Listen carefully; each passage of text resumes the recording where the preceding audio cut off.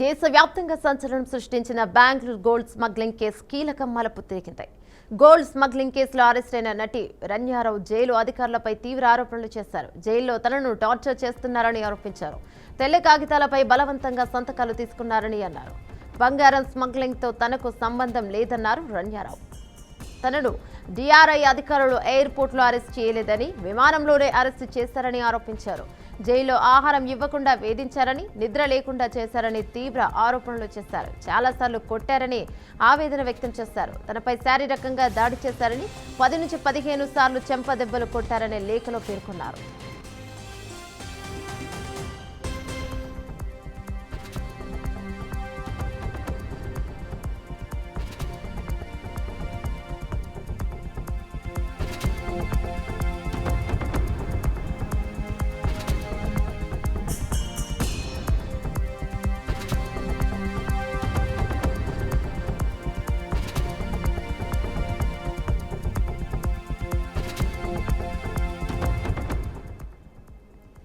DRI అధికారులు తయారు చేసిన స్టేట్మెంట్లపై సంతకాలు చేయాలని ఒత్తిడి తెచ్చారని, 40 ఖాళీ పేపర్లపై 50 నుంచి 60 తెల్ల కాగితాలపై సంతకాలు చేయించుకున్నారని రన్యారావు ఆరోపించారు. కనీసం నిద్రపోవడానికి కూడా అనుమతించలేదని, ఆహారం కూడా ఇవ్వలేదని తెలిపారు. బెంగళూరు ఎయిర్పోర్ట్లో తన నుంచి బంగారం స్వాధీనం చేసుకోలేదని లేఖలో రాశారు. రైట్, ఇక ఇదే అంశంపై మరింత సమాచారం మా ప్రతినిధి శ్రీకాంత్ అందిస్తారు. రైట్ శ్రీకాంత్, చెప్పండి. రైట్ యమున, అయితే దేశవ్యాప్తంగా ఏదైతే సంచలనం సృష్టించిందో బెంగళూరు గోల్డ్ స్మగ్లింగ్ కేసు ఏదైతే ఉందో దాంట్లో కీలక మలుపు తిరిగిందని చెప్పుకోవచ్చు.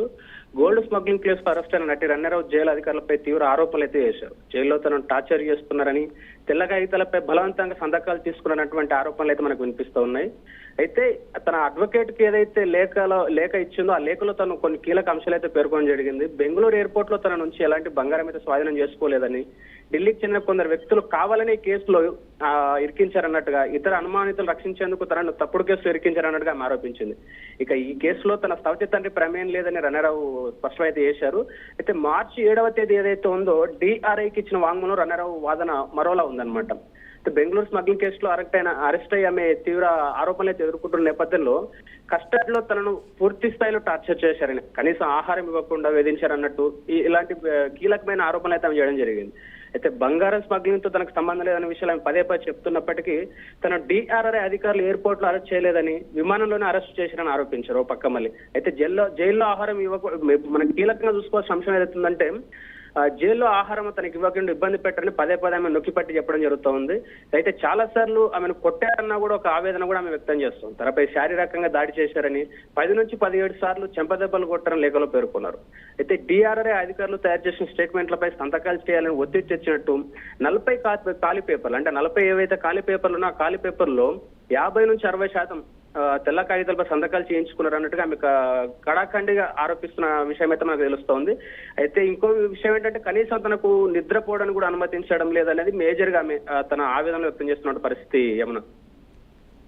రైట్, అంటే ఈ విధంగా చేయడానికి కారణాలు ఏమంటాయి? తను మరి లేఖలో అన్ని పేర్కొన్నారు. అంటే తనని నిద్రపోనివ్వకుండా తనని కొట్టడం, తనని కావాలని అరెస్ట్ చేయడం, తనని ఎయిర్పోర్ట్లో గోల్డ్ స్మగ్లింగ్ చేయడం లేదని, తనను ఎయిర్పోర్ట్లో అరెస్ట్ చేయలేదని, ఆల్రెడీ ఫ్లైట్లోనే అరెస్ట్ చేశారని, ఇలాంటి అన్ని ఆరోపణలు చేశారు కదా. అంటే గతంలో ఏవైనా గొడవలు ఎవరితో అయినా ఉన్నాయా ఏంటి అనేది ఏమైనా తెరపైకి వచ్చిందా?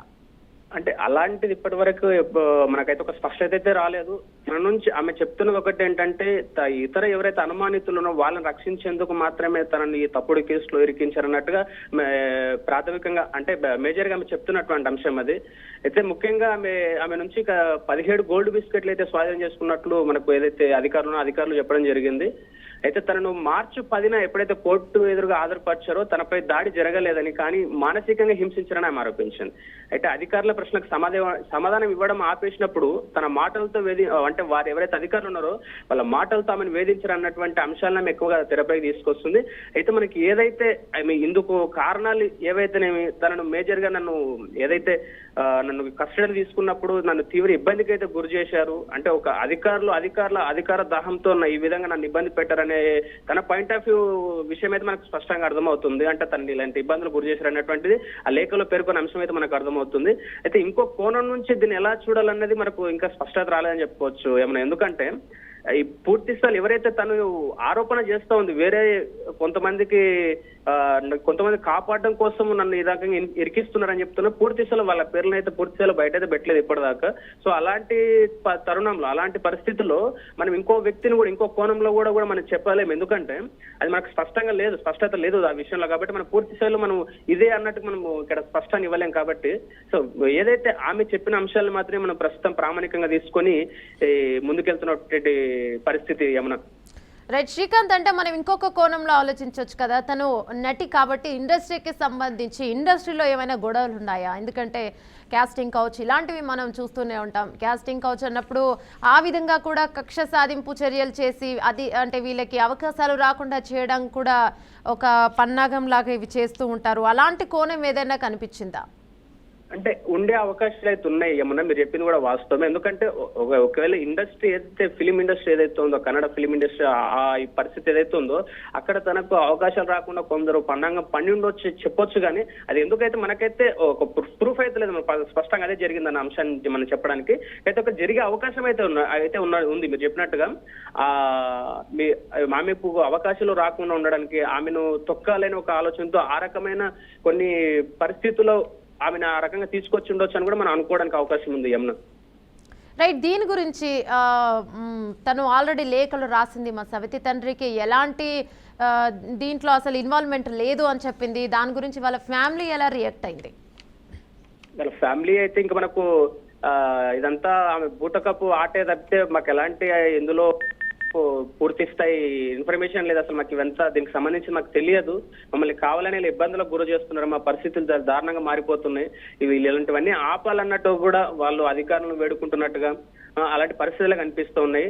ఆమె సవతి తండ్రి అయితే పక్క ఇందులో హ్యాండ్ లేదనేది ఆమె కూడా ఏదైతే తన అడ్వకేట్ కి ఇచ్చిన లేఖలో ఆమె స్పష్టంగా పేర్కోవడం జరిగింది. తన సవతి తండ్రి ఎవరైతే ఉన్నారో ఆ వ్యక్తికి ఎలాంటి సంబంధం, తనకు ప్రమేయం లేదనేది మాత్రం ఆమె స్పష్టంగా తెలియజేసింది Yamuna. Right, thank you Srikanth.